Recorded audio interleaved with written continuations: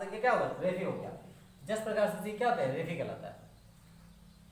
ये आपका स्ट्रक्चर है, राइट। ये नोट कर लीजिएगा, बहुत कुछ नहीं है, आपको इसमें बेसिक चीजें याद नहीं करना, जानना थोड़ा सा, क्योंकि कभी क्या एग्जाम में पूछ देता है, ठीक। टाइप से ओविल कौन कौन होते हैं, उसमें क्या फर्क होता है, ये पूछता है। या पूछ देगा कि आपका बीजांड के प्रकार लिखिए, या एक पूछ दे आपका एम्फीट्रोपस क्या होते हैं, या कॉम्फिलोट्रोपस क्या होते हैं, बस ये चीजें पूरा क्वेश्चन हो जाता है।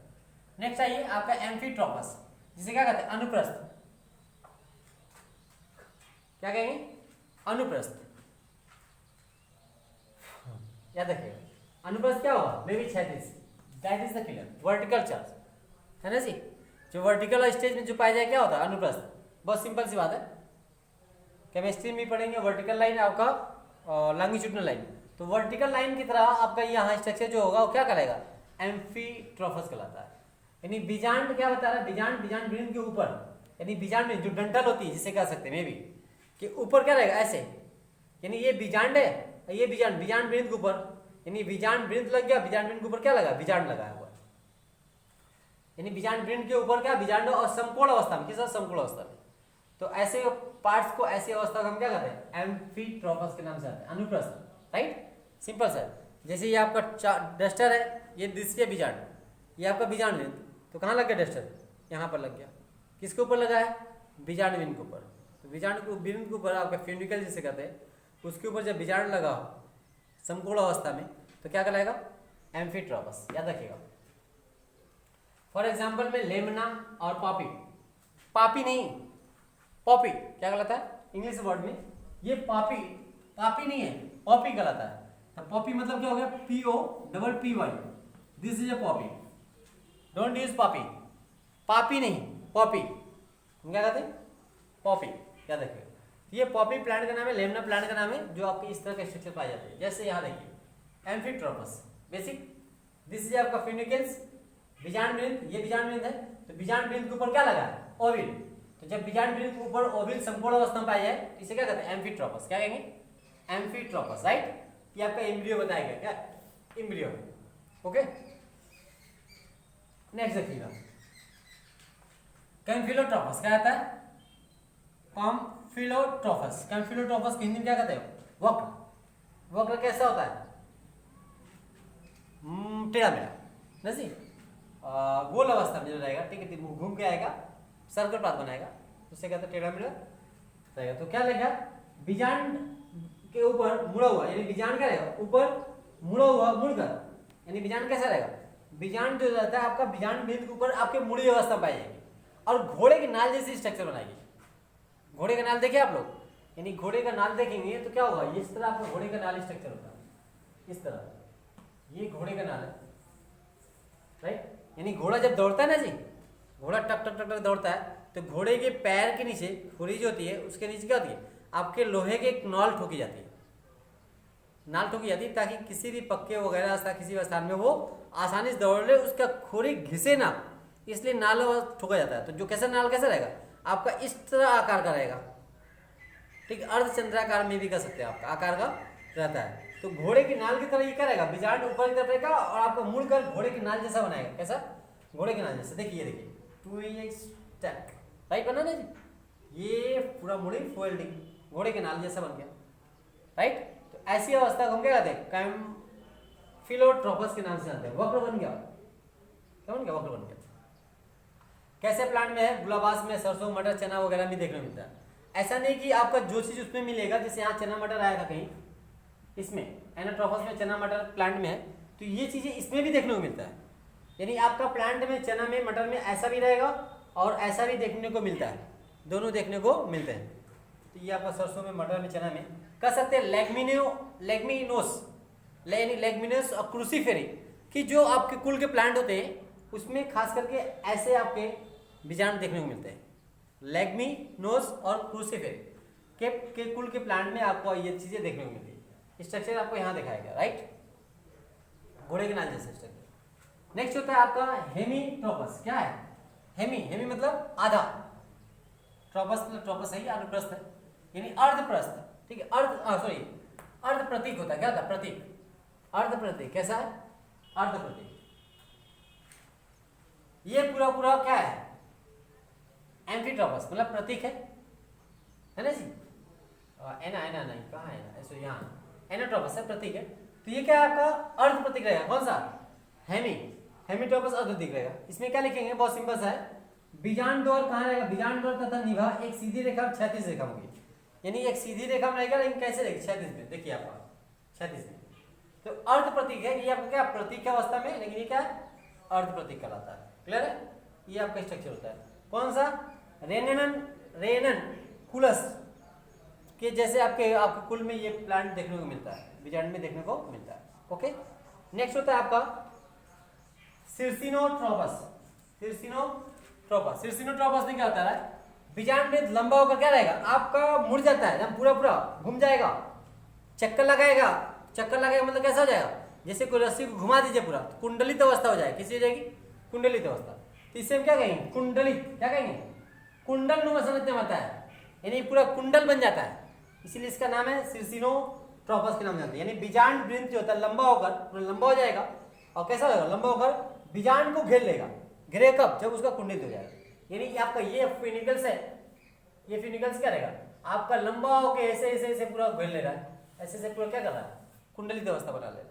आइए यहाँ देखिए फिगर में होगा, यहाँ दिस इज ए बीजांड वृंत, क्या ये बीजांड वृंत, ये देखिए आपका पूरा ग्राउंडिंग हो रहा है ना जी, पूरा कैसा हो गया, आपका यहाँ रहना चाहिए, लेकिन रोज घूम के आपका क्या गया, पूरा पूरा मुड़ गया।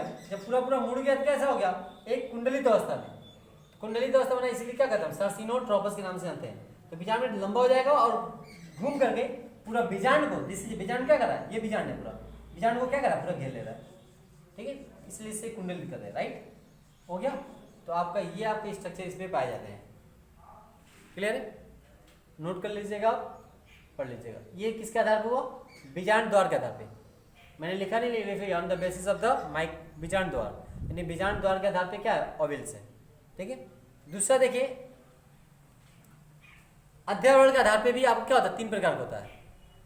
अध्यावरण के आधार पे क्या होते हैं आपके बीजांड 3 प्रकार के, एक अध्यावरण पाया जाएगा, द्विअध्यावरण पाया जाएगा, और अध्यावरण विहीन होता है।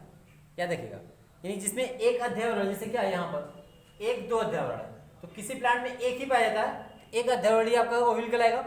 जब 2 अध्यावरण पाया जाएगा, 2 अध्यावरण ओविल कहलाएगा, और जिसमें ये दोनों ना पाया जाए तो अध्यावरण विहीन आपका ओविल कहलाता है। ये होता है अध्यावरण प्रकार की बात आपके। राइट, नोट करिए आप।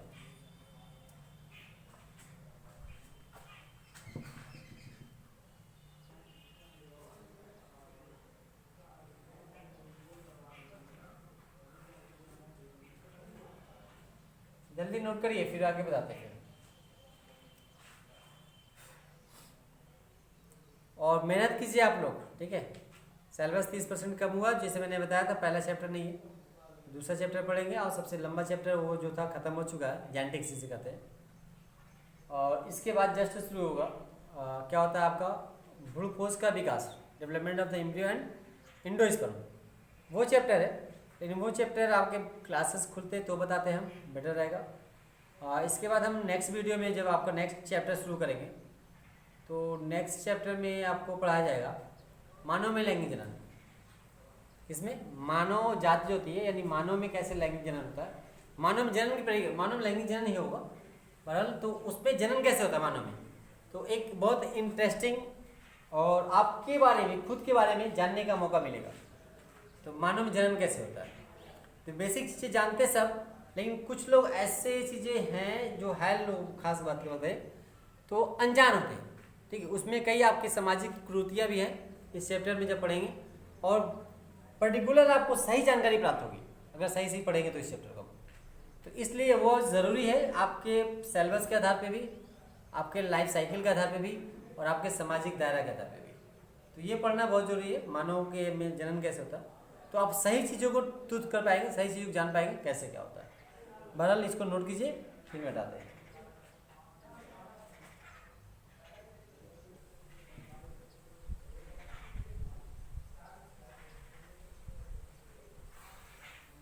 मिटाया जाए, इसके साथ साथ आप फिगर भी जरूर बनाएंगे। ये इसका फिगर है, यहाँ कुछ नहीं है फिगर आपका, ठीक है। बेसिक चीज़ें आपको इतनी फिगर रहेगा, पूरा आपको नामकरण करने की जरूरत इसमें नहीं है, इतना आपके लिए काफ़ी होता है, बेटर होता है।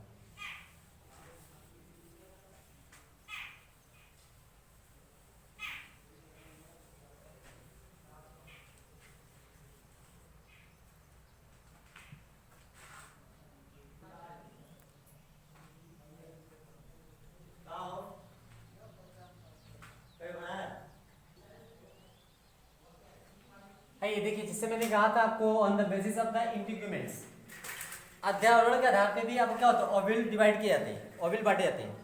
तो आपका अध्यावरण के आधार पे भी ओव्यूल 3 टाइप्स के होते हैं।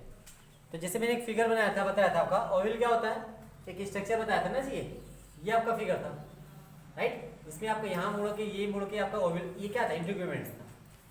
क्या था ये, दिस इज ए इंटीग्यूमेंट्स, इसी को हम कहते हैं अध्यावरण।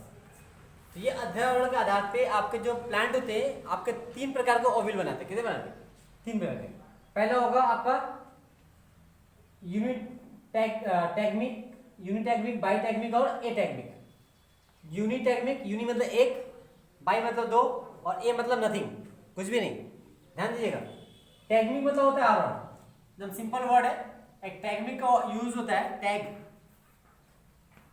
टैग लगाते ना, जैसे टैग, कोई आपका टैग लगाइए, ठीक है, आपका टैग टांगी, टैग मतलब क्या होगा, सिंपल एक आवरण होता है, क्या होता है, नोन एज ए आवरण।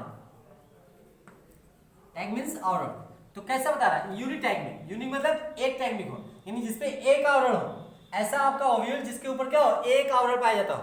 तो ऐसे हम प्लांट को क्या कहते हैं, सॉरी, ऐसे ओव्यूल को एक अध्यावरणीय ओव्यूल के नाम से जाना जाता है, यूनिटैग्मिक ओव्यूल के नाम से जाना जाता है, याद रखिएगा। फॉर एग्जाम्पल ग्रुप में गेंदा प्लांट होता है, गेंदा का जो फूल होता है उसमें ओव्यूल जो बनता है ऐसा बनता है। सनफ्लावर जो होता है उसमें भी देखने को मिलता है, गेंदा में, सनफ्लावर में और भी प्लांट है जो आपको देखने को मिलेंगे। तो 1-2 एग्जाम्पल काफी होता है। तो यूनिटैग्मिक, बाइटैग्मिक मतलब होता है, टैग मतलब आवरण, बाई मतलब 2, जिसपे 2 आवरण हो उसे हम बाइटैग्मिक कहते हैं। यानी ऐसा आपका ओव्यूल जिसके ऊपर आपके 2 आवरण, यानी आपके यहाँ क्या है, आपका एक ही हो तो यूनिटैग्मिक राइट, अगर इसी में एक और लगा हुआ है तो बाइटैग्मिक हो गया। क्लियर है, ये होता है यूनिटैग्मिक, बाइटैग्मिक प्लांट। मोस्टली आपके जितने फ्लावरिंग प्लांट होते हैं, जितने भी फ्लावरिंग प्लांट होते हैं, अधिकतर में आपका बाइटैग्मिक आपका ओव्यूल होता है, यानी उसमें 2 आवरण से घिरे होते हैं। ओव्यूल कितने आवरण से, 2, यानी उसके बीजांड का है आपके 2 आवरण से घिरा हुआ। कौन, बीजांड का है 2 आवरण से घिरा होता है, राइट, याद रखिएगा। जो भी फ्लावरिंग प्लांट होगा सबकी बात करो, अधिकतर मोस्टली पाया जाएगा। एटैग्मिक, एटैग्मिक मतलब जिसमें कोई टैग ना हो, जिसके ऊपर कोई आवरण नहीं होता है, यानी जिसके ऊपर कोई चोल ना हो, विदाउट चोल का, मतलब ये आपका नहीं पाया जाए, ठीक है, सीधा सीधा क्या आपका ओव्यूल है आपका, ये आपका बीजांड का है, बीजांड का में क्या आपका ये ओवरी एम्ब्रियो राइट। इसे क्या कहेंगे, एटैग्मिक, जिसके ऊपर कोई आवरण ना हो, यानी अध्यावरण विहीन, अध्यावरण ना पाया जाता हो। तो कौन से प्लांट में आपका है, लोरेंथस में आपका ये प्लांट का नाम है, जिसमें आपका नहीं पाया जाता है। चंदन में भी देखने को मिलता है, उसमें भी आपका जो ओव्यूल होते हैं उसके ऊपर आवरण का मतलब आपका इंटीग्यूमेंट्स नहीं होते। क्लियर, ये हो गया इसके आधार पे। ओके, नोट कर लीजिए, नाम नोट कीजिए और एग्जांपल लिख लीजिए, बस सिंपल। इसका फिगर वगैरह नहीं बनाया, आपको सिर्फ समझाने के लिए बताया।